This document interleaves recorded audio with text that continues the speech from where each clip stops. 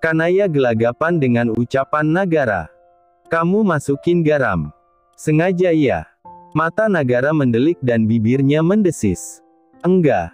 Aku kasih gula kok, elak Kanaya. Tapi dia teringat jika tadi asal mengambil dari dalam toples. Yang ada di otaknya, yang penting warnanya putih dan halus pasti itu gula. Gula? Tanya Nagara sarkas. Lidahnya sudah tidak bisa merasakan apapun. Mati rasa. Entah berapa sendok Kanaya memasukkan garam ke dalam kopinya. Cobain. Cobain. Kanaya menggeleng brutal dan menutup mulutnya dengan kedua telapak tangan. Mencoba melindungi diri. Dia tidak mau merasakan kopi yang dicampur dengan garam. Nagara memicing tajam. Dia lantas bangkit dan membawa secangkir kopi tersebut di tangan kanannya. Sedang tangan kirinya berusaha menjangkau tubuh Kanaya. Kemudian ia mencoba mengenyahkan tangan si perempuan yang menutup akses di mulut. Kanaya menggeleng keras. Percuma saja tenaga Nagara lebih besar darinya. Mau sekeras apapun mencoba hasilnya laki-laki itu bisa mengenyahkan telapak tangannya.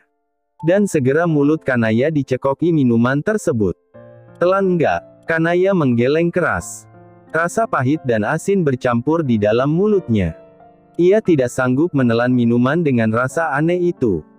Tapi Nagara dengan jiwa balas dendam yang tinggi tetap memaksa untuk meneguknya. Kanaya sudah bersiap memuntahkan kembali minuman di mulutnya. Namun dengan cekatan Nagara menutup mulutnya. Dibekap sampai Kanaya meronta-ronta. Siapa suruh mengisenginya dengan menaruh garam di dalam kopi miliknya? Sayang sekali, Nagara tipikal orang yang tidak mau kalah. Dan memegang prinsip mata harus dibayar mata.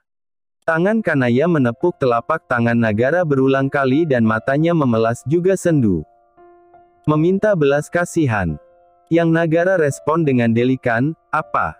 Nggak mempan kamu begitu. Telan. Sekarang. Akhirnya dengan berat hati dan putus asa, Kanaya menelan cairan di mulutnya. Raut wajahnya berubah pias dan hampir muntah. Sedangkan Nagara melepas bekapan tangannya lalu tersenyum puas. Gima. Belum sempat kalimatnya selesai dilayangkan. Kanaya sudah berlalu ke kamar mandi dan berjongkok di depan kloset. Perutnya benar-benar terasa diaduk. Bergejolak. Sensasi aneh dan membuat mual terasa di kerongkongan dan perutnya. Nagara menyusul langkah Kanaya dan ikut bersimpuh di belakang Kanaya. Kenapa? Ada sedikit kepanikan dalam diri Nagara. Sebab merasa sudah terlalu berlebihan kepada Kanaya. Apalagi ketika melihat istrinya itu memutar kepala dan menunjukkan matanya yang sudah berkaca-kaca. Dan bibirnya mencebik ke bawah. Mas Gara. Jahat. Alhasil karena merasa bersalah Nagara lantas menggaruk tengkuknya canggung meminta maaf. Sebab tiba-tiba ia merasa seperti anak kecil yang mudah menaruh dendam. Maaf deh, saya kelewatan. Terus ini kenapa? Mual, mau muntah. Tapi nggak bisa, rengek Kanaya. Si perempuan memegangi perutnya sendiri. Nagara akhirnya berinisiatif mengurut tengkuk Kanaya. Respon yang pertama kali perempuan itu terima adalah sensasi merinding. Sama seperti saat si pria membantunya menurunkan resleting yang macet dan tangannya tidak sengaja bersentuhan dengan kulit punggungnya. Rasa hangat dari telapak tangan Nagara menjalar ke leher Kanaya. Namun tetap saja gejolak di perutnya tidak kunjung naik. Mas. Nggak jadi muntah. Ngurutnya pelan aja. Jangan pakai tenaga dalam. Kanaya merasa Nagara masih dendam perihal kopi tadi sebab tangan suaminya itu mengurut dengan keras dan penuh tenaga. Nagara ingin sedikit tertawa mendengar suara Kanaya yang sedikit bergetar dan wajahnya yang begitu memelas. Seperti anak kucing. Beberapa menit berselang dan Kanaya tidak kunjung memuntahkan isi perut. Membuat Nagara segera beranjak dan menyuruhnya kembali ke kamar. Tapi materinya belum jadi dijelasin sama kamu. Deadline tugasnya kapan? Sabtu. Masih 2 hari. Bukannya biasanya kamu ngerjain tugas itu mepet sama waktu pengumpulan. Hasilnya amburadul lagi. Jawabannya di luar nalar semua. Stop. Aku tuh lagi lemes. Masih aja kamu cemooh. Nagara bersandar di sisi kanan tembok kamar mandi. Kedua tangannya bersedekap di depan dada.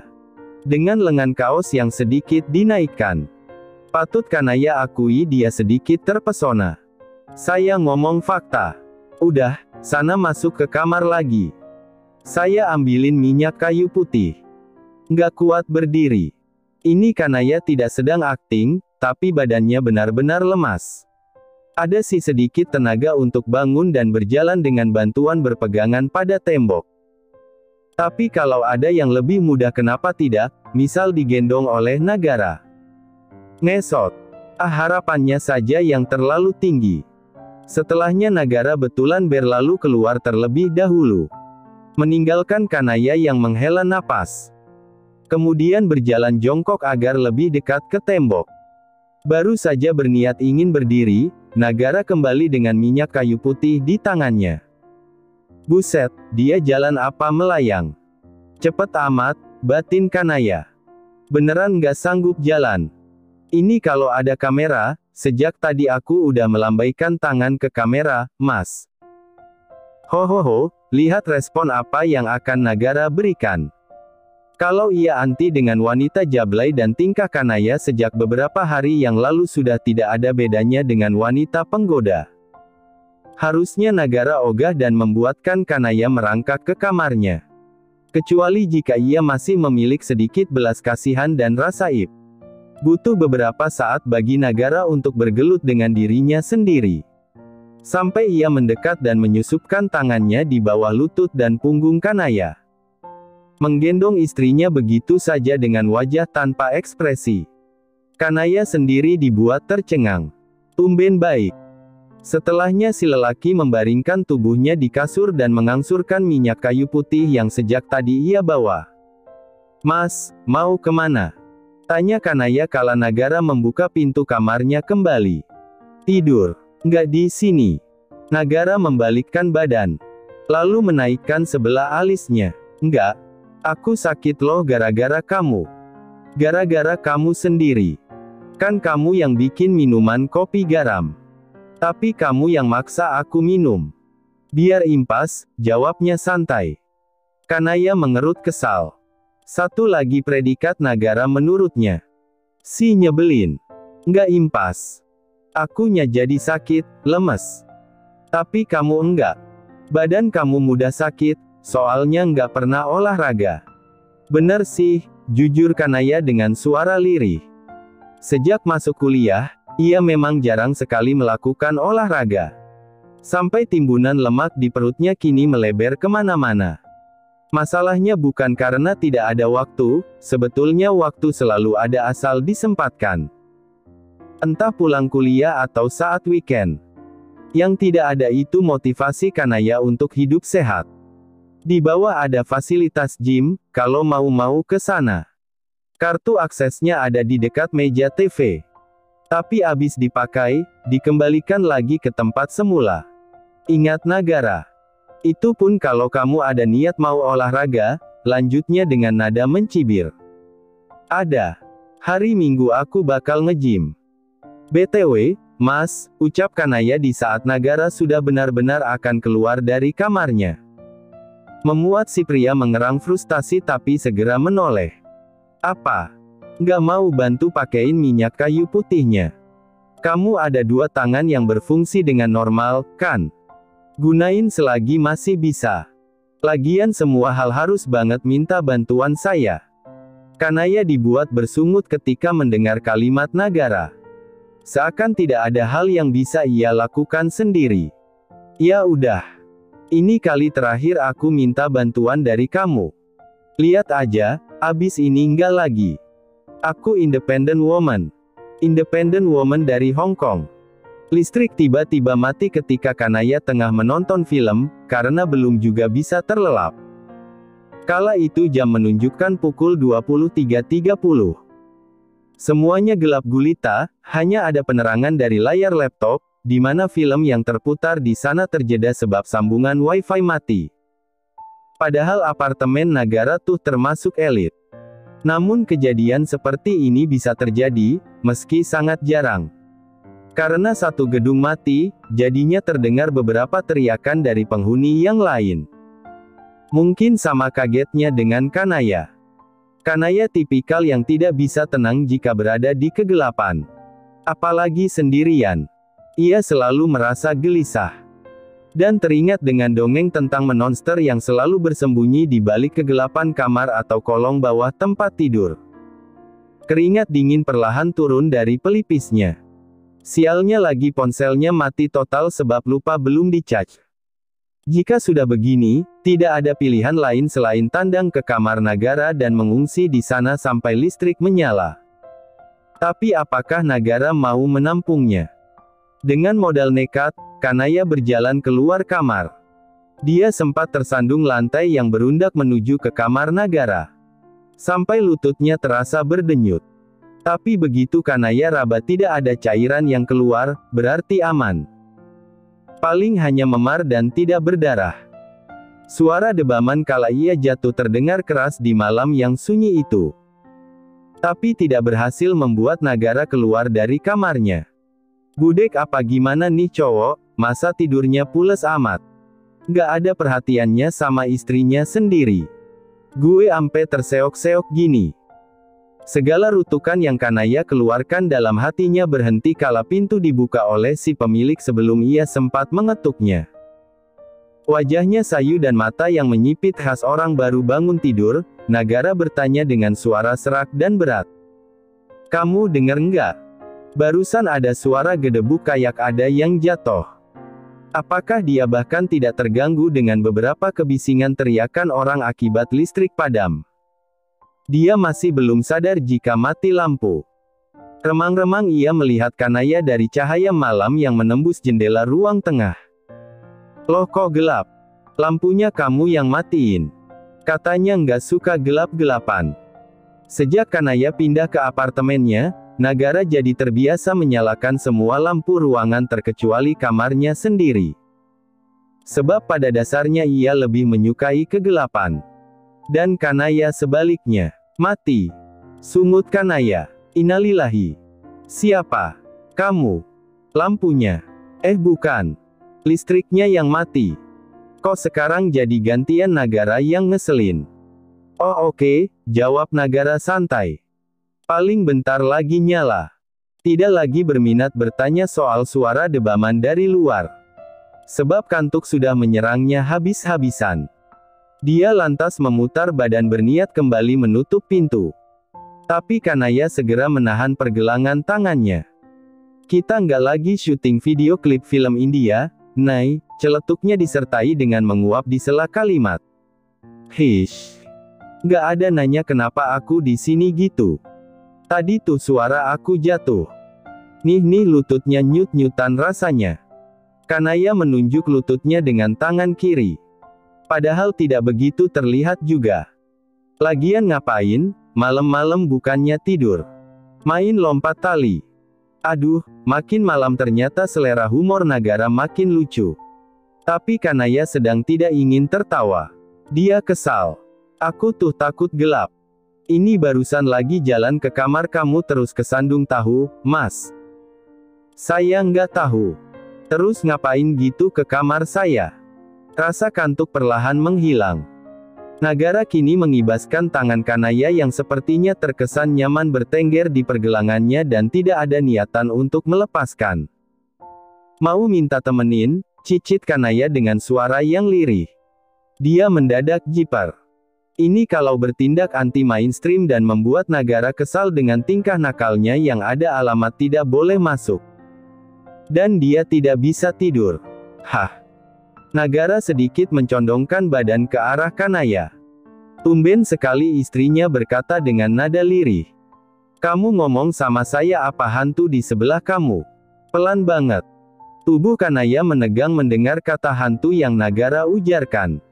Padahal juga si pria hanya bercanda. Tapi suasananya mendukung untuk ajang uji nyali jadi Kanaya buru-buru merapat ke tubuh Nagara sampai suaminya sedikit berhuyung ke belakang saking kagetnya. Dan kini mereka sudah berada di dalam kamar Nagara. Heh. Ngapain? Udah malam, Nay. Masih aja godain. Dengan satu tangan Nagara mendorong tubuh Kanaya untuk kembali keluar area pribadinya. Tapi dengan sekuat tenaga si perempuan menahan. Mas, jangan gitu. Aku malam ini nginep di sini ya. Please. Gak. Nagara masih setia mendorong badan Kanaya. Boleh dong. Aku takut gelap. Entar nggak bisa tidur. Besok juga ada kelas pagi. Masa tega sih sama aku? Not my problem. Lagi-lagi tenaga Kanaya kalah. Karena sudah tahu Nagara tidak akan memperbolehkannya masuk. Akhirnya Kanaya pura-pura merintih kesakitan sambil memegangi perutnya sendiri. Aduh. Heh, kenapa? Tanya Nagara sebelum pintu kamarnya benar-benar tertutup. Dia tidak bisa melihat raut wajah Kanaya yang sok menahan kesakitan. Perutku masih nggak enak rasanya. Kayaknya gara-gara dicekokin kopi sama kamu itu deh. Dengan tingkah nelangsanya ia duduk berselonjor di dekat pintu kamar Nagara dan bersandar di tembok. Nasib banget. Ini kalau besok aku tiba-tiba koit tolong bilangin mama sama papa ya, mas. Salam mereka buat kakek udah aku sampaikan. Lagi, nih bocah kapan nggak drama sih? Hidupnya udah cocok jadi sinetron FTV kayaknya, batin Nagara. Nagara menghela napas. Ya deh kalau mau numpang di kamar saya. Tanpa menunggu kalimat izin untuk kedua kalinya. Kanaya segera bangkit dan nyelonong masuk melewati badan Nagara. Keadaan kamar milik Nagara tidak jauh berbeda dengannya. Sama-sama gelap. Setidaknya Kanaya tidak merasa sendiri. Ini kasurnya di mana, mas? Tanya Kanaya sambil meraba ke benda sekitar. Mau ngapain? Tidur dong. Kalau kamu mau ngajak yang lain dulu juga hayuk aku mah. Red, yang ada gue pura-pura pingsan, batin Kanaya. Berbanding terbalik dengan kalimatnya. Meski tidak bisa melihat, Kanaya tahu kini Nagara tengah melotot sampai matanya hampir keluar. Siapa bilang kamu boleh tidur di kasur saya? Waduh, terus di mana, mas? Sofa. Kanaya manyun tapi tetap menurut dan bertanya di mana letak sofa di kamar Nagara. Kemudian berbaring di sofa panjang tersebut.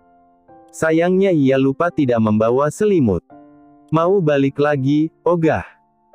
Siapa tahu Nagara berubah pikiran dan tidak mau membukakan pintu untuk ia numpang menginap di kamar laki-laki tersebut. Namanya hati manusia nggak ada yang tahu. Mudah berubah-ubah. Tiba-tiba ada sinar terang yang terpancar di tembok depan Kanaya. Membuatnya tersentak. Astagfirullah. Saya siap. Mati juga siap. Nagara yang baru saja menyalakan senter dari HP-nya dibuat tergugu. Sampai ia mengarahkan senter tersebut ke wajah Kanaya. Silau, mas. Nggak usah ngomong aneh-aneh, ujar Nagara sambil mengalihkan cahaya tersebut ke sisi lain.